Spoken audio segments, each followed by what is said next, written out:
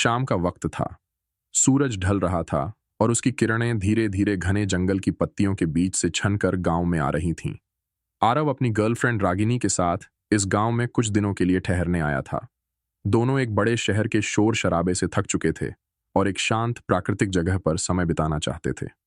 उनका दोस्त विजय भी उनके साथ था, जो हमेशा हंसी मजाक में रहता था और किसी भी बात को गंभीरता से नहीं लेता था। गांव का नाम बनवीरा था और यह पहाड़ियों के बीच बसा एक छोटा पुराना गांव था। यहाँ की हवा में एक अजीब सी ठंडक और सन्नाटा था, जो आरव को शुरू से ही थोड़ा असहज कर रहा था। वह इस जगह के बारे में ज्यादा नहीं जानता था, लेकिन गांव में प्रवेश करते ही उसने महसूस किया कि यहाँ की खामोशी में कोई अनकही बात छुपी है। आरव और उसके दोस्तों का ठहरने का इंतजाम गांव के एक पुराने घर में किया गया था। यह घर गांव के बाहर की ओर जंगल के नजदीक था। घर के पास ही एक छोटी सी झील थी, जो शाम के वक्त गहरी काली दिखने लगती थी। चारों ओर घना जंगल था, जो रात होते ही किसी रहस्यमयी दुनिया का हिस्सा लगने लगता था। जैसे ही शाम हुई, गांव के लोग धीरे धीरे अपने घरों में जाने लगे। आरव ने देखा कि गांव के बड़े बूढ़े लोग घरों के दरवाजे बंद कर रहे हैं और कुछ लोग चुपके से मुंह में कुछ बड़बड़ाते हुए अपना सिर झुकाए हुए जा रहे हैं। ऐसा लग रहा था जैसे वे किसी अदृश्य डर से बचने की कोशिश कर रहे हों। बूढ़ी औरत की चेतावनी। रात का समय था और आरव अपने दोस्तों के साथ गांव के एकमात्र चाय की दुकान पर बैठा हुआ था। अचानक एक बूढ़ी औरत उनके पास आई। उसकी आंखों में एक अजीब चमक थी और चेहरे पर समय की गहरी झुर्रियां थीं। उसने धीमी मगर कठोर आवाज में कहा, बच्चों, तुम लोग यहाँ नए हो, मेरी बात मानो और रात में जंगल की ओर मत जाना। विजय ने हंसते हुए कहा, अरे अम्मा, हम डरते नहीं, हम तो बस घुमक्कड़ लोग हैं और जंगल का नजारा देखने आए हैं। बूढ़ी औरत ने गहरी नजरों से विजय की ओर देखा और धीमी आवाज में बोली, इस जंगल में कोई नहीं जाता और जो गए वे लौट कर नहीं आए। कई सालों पहले इस गांव में बहुत कुछ घटा था, जिसके कारण जंगल में किसी आत्मा का वास है। वह आत्मा रात के समय जागती है और अपनी पीड़ा का बदला लेती है। आरव ने उसकी बातों को ध्यान से सुना। वह कोई अंधविश्वासी नहीं था, लेकिन गांव के माहौल और बूढ़ी औरत की बातों में कुछ ऐसा था जो उसे अंदर तक छू गया। उसने अपने दोस्तों को इशारे से चुप रहने के लिए कहा और बूढ़ी औरत से पूछा, आपका क्या मतलब है? किस आत्मा की बात कर रही हैं आप? बूढ़ी औरत ने एक लंबी सांस ली और कहा, कई साल पहले इस गांव में एक बड़ी घटना हुई थी। एक माँ ने अपने बच्चे को खो दिया था। उसकी आत्मा आज भी यहाँ भटक रही है। कहते हैं वह माँ आज भी अपने बच्चे की तलाश में जंगल में भटकती रहती है। रागिनी और विजय ने इसे एक पुरानी अंधविश्वास भरी कहानी समझकर हंसी में उड़ा दिया, लेकिन आरव के दिल में अजीब सी बेचैनी हो रही थी। वह जानना चाहता था कि इस गांव में सचमुच क्या हुआ था। अगले दिन आरव और उसके दोस्त गांव के आसपास घूमने निकले। वे गांव के लोगों से मिलते जुलते रहे, लेकिन हर कोई एक बात पर सहमत था कि जंगल में जाना खतरे से खाली नहीं। कई लोगों ने आरव को चेताया कि रात के समय झील के पास न जाए और जंगल की ओर देखने की भी हिम्मत न करे। गांव के एक बुजुर्ग ने उन्हें बताया कि जंगल में एक प्राचीन मंदिर है, जहां कोई भी जाने की हिम्मत नहीं करता। कहते हैं उस मंदिर के आसपास बहुत सारी आत्माओं का वास है। वहां जाने का मतलब अपनी मौत को बुलावा देना है। विजय को यह सब सुनकर हंसी आ गई। उसने मजाक में कहा, ये सब पुरानी बातें हैं। अरे, हम डरने वालों में से नहीं हैं। आज रात हम उसी मंदिर में जाएंगे और देखेंगे कि सचमुच वहां क्या है। आरव ने उसे मना करने की कोशिश की, लेकिन विजय ने उसकी एक न सुनी। रागिनी भी विजय के साथ थी और रोमांच की तलाश में थी। आरव को उनकी चिंता हो रही थी, लेकिन उसने सोचा कि शायद यह सिर्फ एक बेकार की कहानी है और उसके दोस्तों को कुछ भी हो सकता। रात के गहराने के साथ ही आरव, रागिनी और विजय अपने कमरे से बाहर निकले और जंगल की ओर बढ़ गए। बूढ़ी औरत की बातें आरव के मन में गूंज रही थीं, लेकिन विजय और रागिनी की हंसी और मजाक में वह भी उन्हें कुछ कह नहीं सका। जैसे ही वे जंगल में दाखिल हुए, अंधेरा और घना होता गया। हवा में अजीब सी गंध थी और पत्तों की सरसराहट के बीच में मानो किसी के कदमों की आवाजें सुनाई दे रही थीं। आरव ने इधर उधर देखा, लेकिन उसे कुछ भी अजीब नहीं दिखा। विजय आगे बढ़ता गया और रागिनी भी उसके पीछे पीछे चल रही थी। अचानक उन्हें दूर एक पुराना टूटा फूटा मंदिर दिखा। मंदिर के चारों ओर घना अंधेरा था और किसी अदृश्य शक्ति का एहसास हो रहा था। विजय ने हंसते हुए कहा, यह रहा हमारा गंतव्य। आओ, देखते हैं कि इसमें क्या खास है। लेकिन जैसे ही उन्होंने मंदिर के पास कदम रखा, हवा में एक ठंडक छा गई। आरव ने महसूस किया कि किसी की आंखें उन पर टिकी हैं। उसे ऐसा लग रहा था मानो कोई छाया उसके पास से गुजरी हो। रागिनी ने अचानक उसकी ओर देखा और कहा, क्या तुम्हें भी यह सब महसूस हो रहा है? आरव ने सिर हिलाते हुए कहा, हाँ, मुझे भी। चलो, वापस चलते हैं। लेकिन विजय ने उनकी बातों को अनसुना कर दिया और मंदिर के अंदर जाने की कोशिश की। तभी एक जोर की चीख गूंजी और उनकी रूह कांप उठी। उस चीख में एक दर्द और घबराहट थी जिसने उनके होश उड़ा दिए। आरव और रागिनी ने विजय को खींचा और वहां से बाहर की ओर भागे। अगले दिन की सुबह होते ही गांव के लोग जंगल के पास कुछ हलचल महसूस करने लगे। आरव, रागिनी और विजय के चेहरों पर पिछली रात का डर साफ झलक रहा था। तीनों ने किसी तरह रात बिता ली थी, लेकिन वे अब भी उस मंदिर और चीख के बारे में सोच रहे थे। आरव ने निर्णय लिया कि वह और जानकारी इकट्ठा करेगा। वह गांव के एक बुजुर्ग बाबा हरिदास के पास गया, जिन्हें गांव के इतिहास के बारे में सबसे अधिक जानकारी थी। बाबा हरिदास का चेहरा झुर्रियों से भरा था। उनकी आंखों में गहरी समझ और पुरानी यादों का समंदर था। आरव ने बाबा को पिछली रात की घटना बताई और उस चीख के बारे में पूछा। बाबा हरिदास ने गहरी सांस ली और बोले, बेटा, तुमने उस मंदिर की तरफ जाने की भूल की है। कई साल पहले इसी गांव में एक परिवार के सभी लोग रहस्यमयी तरीके से मारे गए थे। किसी को उनके बारे में कुछ नहीं पता चला। लोगों ने बताया कि उस परिवार की मां अपने बच्चे की आत्मा को आज भी ढूंढती रहती है। वही आत्मा उस मंदिर में रहती है। हर साल उसी समय उसकी आत्मा जागती है और जो भी उसे परेशान करता है वह उसकी जान ले लेती है। आरव का दिल तेजी से धड़कने लगा। उसे याद आया कि पिछली रात उस मंदिर के पास उसने एक छाया देखी थी, मानो किसी की आंखें उन पर टिकी हुई थीं। वह बाबा की बातों को सुनकर घबरा गया, लेकिन विजय को अब भी इन बातों पर विश्वास नहीं था। विजय ने बाबा से कहा, बाबा, ये सब अंधविश्वास है। हम लोग पढ़े लिखे लोग हैं, इन सब बातों पर भरोसा नहीं करते। बाबा ने सिर हिलाते हुए कहा, बेटा, तुम कुछ नहीं जानते। यह सिर्फ अंधविश्वास नहीं है, यह एक सच है और यह जंगल उस सच का गवाह है। मैं तुम्हें चेतावनी देता हूं, रात के वक्त जंगल के पास मत जाना। गांव के बाकी लोग भी धीरे धीरे इस बात की चर्चा करने लगे। कुछ गांव वालों ने पिछले कुछ दिनों में अजीब घटनाओं का जिक्र किया था, जैसे कि रात के वक्त किसी के रोने की आवाजें, छायाएं और मंदिर के पास किसी के चलने की आहट। विजय ने इन सब बातों को हंसी में उड़ा दिया, लेकिन आरव और रागिनी के दिल में डर बढ़ता जा रहा था। वे समझ नहीं पा रहे थे कि इस रहस्य को कैसे सुलझाएं। रागिनी ने सुझाव दिया कि वे गांव छोड़कर चले जाएं, लेकिन आरव ने मन में ठान लिया था कि वह इस रहस्य का अंत जानकर ही रहेगा। रात होते ही वे तीनों अपने कमरे में बैठे थे। चारों ओर सन्नाटा था और सिर्फ झींगुरों की आवाज सुनाई दे रही थी। अचानक उनकी खिड़की के बाहर किसी के कदमों की आहट सुनाई दी। विजय ने मजाक में कहा, अरे, ये क्या भूत आ गया है क्या? लेकिन जैसे ही उसने खिड़की खोली, वह चौंक गया। बाहर कोई नहीं था। सिर्फ एक अजीब सी ठंडी हवा उनके कमरे में घुस आई, जिससे उन्हें एक सिहरन सी महसूस हुई। आरव ने महसूस किया कि कमरे का माहौल अचानक बहुत भारी हो गया था, मानो कोई अदृश्य शक्ति उनके पास हो। उस रात आरव को एक अजीब सपना आया। उसने देखा कि वह मंदिर के अंदर फंसा हुआ है और चारों ओर अंधेरा है। कोई अदृश्य शक्ति उसे अपनी ओर खींच रही थी। वह मदद के लिए चीख रहा था, लेकिन कोई उसकी आवाज नहीं सुन रहा था। अचानक उसने महसूस किया कि एक महिला का चेहरा उसके सामने आ रहा है। उसकी आंखें लाल थीं और उसके चेहरे पर गहरी पीड़ा थी। उसने धीरे धीरे आरव की ओर हाथ बढ़ाया और फिर अचानक उसके चेहरे पर एक भयानक चीख गूंज उठी। आरव चीखता हुआ जाग गया। उसका पूरा शरीर पसीने में डूबा हुआ था।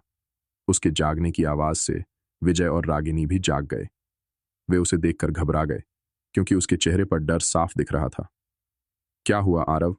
तुम इतने डरे हुए क्यों हो? रागिनी ने चिंतित होकर पूछा। आरव ने धीरे से कहा, वह सपना नहीं था, रागिनी। मुझे यकीन है कि वह आत्मा हमें कुछ बताना चाहती है। हमें इस रहस्य का पता लगाना होगा, वरना वह हमें चैन से नहीं जीने देगी। विजय ने मजाक में कहा, अरे यार, यह सब तुम्हारा वहम है। हमें बस कुछ दिन और यहां रहना है और फिर वापस चलेंगे। लेकिन आरव जानता था कि यह सिर्फ एक सपना नहीं था। उसे यकीन था कि उस जंगल में कोई सचमुच भयानक राज छुपा है जो उसे चैन से जीने नहीं देगा। अगले कुछ दिनों में आरव को हर रात वही सपना आने लगा।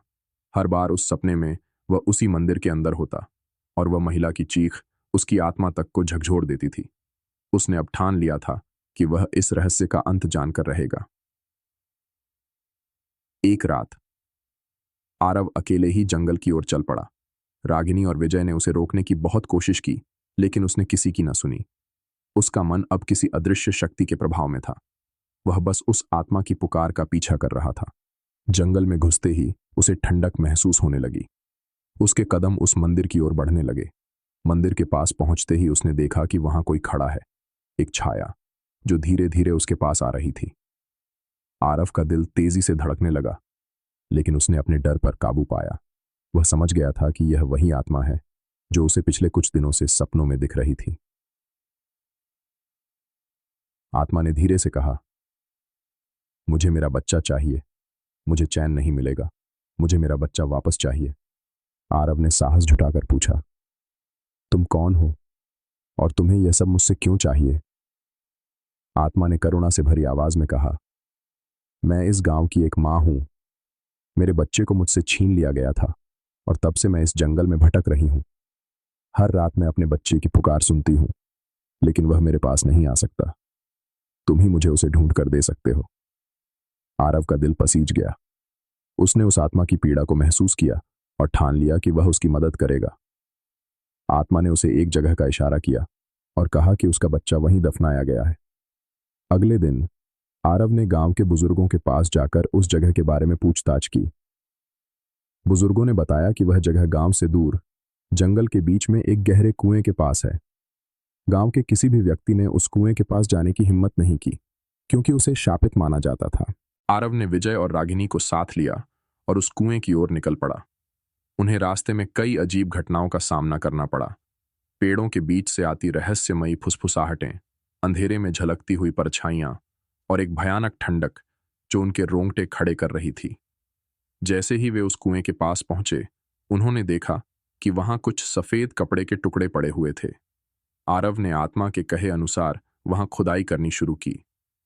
कुछ ही देर में उन्हें वहां से एक छोटे बच्चे की हड्डियां मिलीं, जिनके साथ एक छोटे बर्तन में कुछ खिलौने भी रखे हुए थे। ये देखकर तीनों की आंखें भर आईं। उन्हें समझ आ गया कि वह बच्चा यहां कैसे दफनाया गया था और उसकी मां की आत्मा इसलिए चैन से नहीं सो पाई थी। जैसे ही आरव, विजय और रागिनी ने बच्चे की हड्डियां और खिलौने देखे, उनकी आंखों में एक गहरी उदासी और भय का मिश्रण था। उन्हें समझ आ गया था कि इस बच्चे की आत्मा को शांति नहीं मिल पाई थी और उसकी मां की आत्मा इसी दर्द में वर्षों से भटक रही थी। लेकिन उनकी यह खोज सिर्फ शुरुआत थी। कुएं के पास हवा अचानक ठंडी और भारी हो गई और उन्हें महसूस हुआ कि उनके चारों ओर एक अदृश्य उपस्थिति बढ़ रही है। किसी ने विजय का हाथ पकड़ा और उसकी उंगलियां बर्फ सी ठंडी हो गईं। उसने चीखते हुए हाथ छुड़ाने की कोशिश की, लेकिन उसकी उंगलियां मानो जम गई थीं। रागिनी ने हड़बड़ाते हुए चारों ओर देखा। अंधेरे में एक परछाई उनकी ओर बढ़ रही थी। उसकी आंखों में गहरी नाराजगी और दर्द झलक रहा था।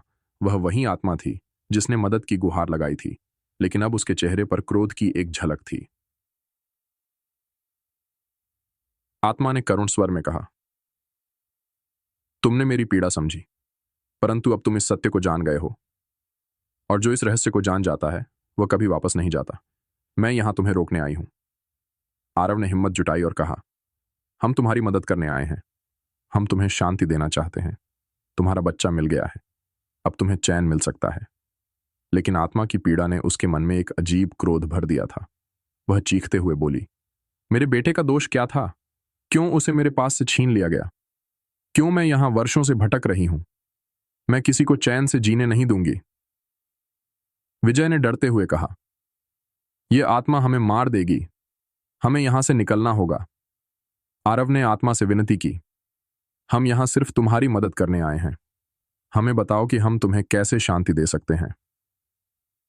आत्मा ने एक गहरी सांस लेते हुए कहा, मेरे बेटे को मारने वालों को माफ नहीं किया जा सकता, लेकिन तुम यहां से तब तक नहीं जा सकते जब तक मेरी आखिरी इच्छा पूरी नहीं होती। आत्मा ने अपनी आंखें बंद कर लीं और उसके चेहरे पर दर्द और उदासी का भाव दिखाई देने लगा। उसने आरव से कहा कि उसे गांव के एक पुराने मंदिर में जाकर विशेष अनुष्ठान करना होगा। वह मंदिर गांव के दक्षिणी छोर पर था, जहां कोई भी नहीं जाता था, क्योंकि उसे शापित माना जाता था। आत्मा ने कहा, उस मंदिर में जाकर अनुष्ठान करो और तब शायद मुझे और मेरे बच्चे की आत्मा को शांति मिल सके। आरव ने डर के बावजूद यह जिम्मेदारी लेने का निश्चय किया। उसे पता था कि अब उसके पास कोई और विकल्प नहीं था। आत्मा की पीड़ा को देखकर उसका दिल पिघल गया था और उसने उस अनुष्ठान को करने की ठान ली। रात के घने अंधेरे में तीनों दोस्तों ने गांव के दक्षिणी छोर पर बने पुराने मंदिर की ओर जाने की ठानी। चारों ओर सन्नाटा था और हवा में अजीब सी ठंडक थी, मानो वे किसी खतरनाक जगह की ओर बढ़ रहे हों। उनके कदम भारी थे और दिल की धड़कनें तेज हो रही थीं। रास्ते में उन्हें अजीबोगरीब आवाजें सुनाई दे रही थीं, जैसे किसी के चलने की आहट या किसी के फुसफुसाने की ध्वनि। विजय ने एक बार मुड़कर पीछे देखा तो उसे लगा कि किसी ने उसका नाम पुकारा। उसने डरते हुए बाकी दोस्तों को रुकने का इशारा किया, लेकिन जब उन्होंने पीछे देखा तो वहां कोई नहीं था। विजय अब पहले की तरह मजाकिया नहीं था, उसकी आंखों में अब भीषण डर का भाव था। रागिनी ने कहा, हम जितनी जल्दी हो सके यह अनुष्ठान कर दें, यह जगह हमें स्वीकार नहीं कर रही। मंदिर पहुंचते ही उन्होंने देखा कि मंदिर का द्वार टूटा हुआ था और भीतर गहरी गाढ़ी चुप्पी फैली थी। दीवारों पर कालिक से बने रहस्यमयी चिन्ह थे और हर तरफ धूल जमी हुई थी। ऐसा प्रतीत हो रहा था कि मंदिर वर्षों से वीरान पड़ा है। आरव ने आत्मा द्वारा बताए गए मंत्रों का जाप करना शुरू किया। मंदिर में अचानक एक रहस्यमयी हवा चलने लगी और उसके चारों ओर की चीजें हिलने लगीं। ऐसा लग रहा था मानो मंदिर की आत्माएं जाग उठी हैं और उनकी ओर बढ़ रही हैं। जैसे ही अनुष्ठान आगे बढ़ता गया, आत्मा ने धीरे धीरे अपनी पीड़ा को कम होते हुए महसूस किया, लेकिन तभी मंदिर के भीतर एक भयानक चीख गूंजी।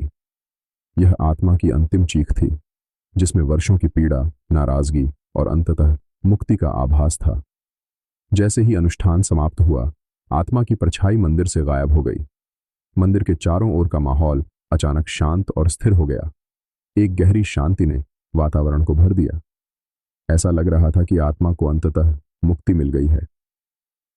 आरव, रागिनी और विजय ने राहत की सांस ली, लेकिन जैसे ही वे मंदिर से बाहर निकले, उन्हें महसूस हुआ कि यह सिर्फ एक अंत नहीं था। इस जगह की कई परतें और रहस्य थे जो अब भी छिपे हुए थे। अनुष्ठान के बाद तीनों ने राहत की सांस ली और गांव की ओर वापस लौटने लगे। लेकिन जैसे ही वे जंगल के रास्ते पर बढ़े, अचानक फिर से वही ठंडी हवा उनके चारों ओर छा गई। उन्हें लगा कि कोई छाया उनका पीछा कर रही है।